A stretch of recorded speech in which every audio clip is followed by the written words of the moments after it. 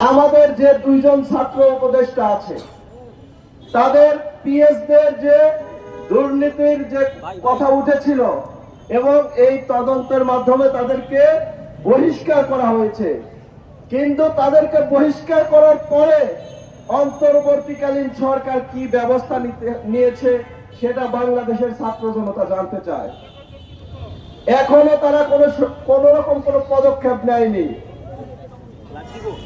যেখানে তাদেরকে বহিষ্কার করা হলো, তাহলে কি অনৈতিকভাবে তাদেরকে বহিষ্কার করা হয়েছে এটা আমরা বলবো, নাকি দুর্নীতি দমন কমিশন শুধু গুটি কয়েক মানুষের জন্য, হতদরিদ্রদের জন্য? আমি মনে করি আইন সবার জন্য সমান, সেটা হোক উপদেষ্টা, প্রধান উপদেষ্টা বা যেই হোক।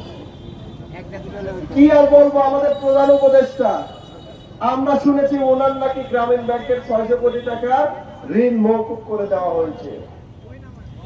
সেই বিষয়ে আমরা যদিও কথা তুলিনি এতদিন, কিন্তু এখন দেখছি যাদেরকে আমরা রেফারি বানিয়েছিলাম তারা এখন খেলোয়াড় হয়ে যাচ্ছে।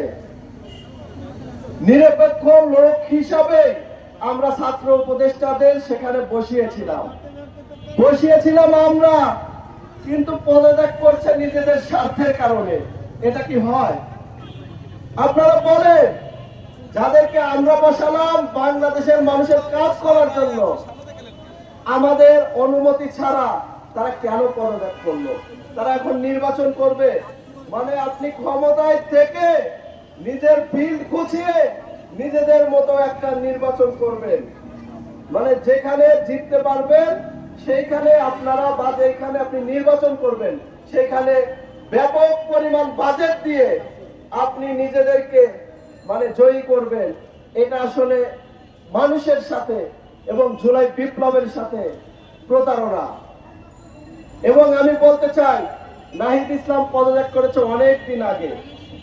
তার পিএস এর নামে এক ধরনের মানে নগদের একটা সমস্যা ছিল, সেই বিষয়ে এখনো সুরাহা করেনি।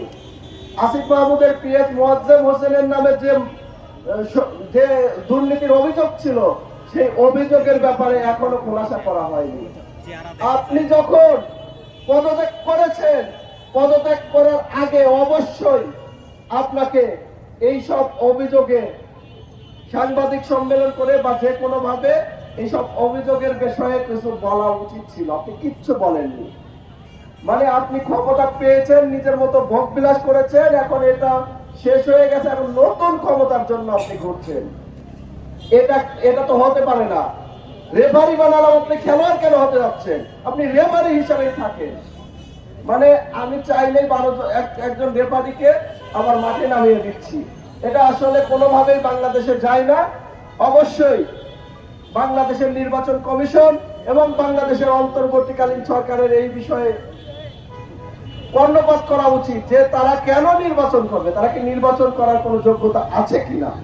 যেহেতু তারা একটা সুষ্ঠু নিরপেক্ষ নির্বাচন দেওয়ার জন্য ক্ষমতা বসেছিল, তারা নির্বাচন করার জন্য ক্ষমতায় বসেনি, তারা নির্বাচন করানোর জন্য ক্ষমতায় বসেছিল। কিন্তু এখন তারা পদত্যাগ করে তারা নিজেই মাঠে নামছে, তারা নিজেই এখন নির্বাচন করবে। এই জন্য এই যে স্বার্থবাদী কাজ, এই কাজ আসলে বাংলাদেশের ছাত্র জনতা মেনে নেবে না। যদিও তারা কিছু ভোট পাবে কি পাবে না, তাদের জামানত থাকবে কি থাকবে না সেই বিষয় নিয়ে সন্দেহ আছে, তারপরে আমি মনে করি তাদের নির্বাচন করার ন্যূনতম যোগ্যতা তারা হারিয়ে ফেলেছে। তারা এখন নির্বাচন করতে পারবে না। আপনি যখন ইচ্ছা নির্বাচন করবেন, আবার সরকারেও যাবেন। আরে ভাই, তাহলে তখন আপনি সরকারে কেন গেলেন? আর আপনি কি কাজ করেছেন এই 1.5 বছরে? সেই ফিরিস্তি কি মানুষের সামনে তুলে ধরেছেন?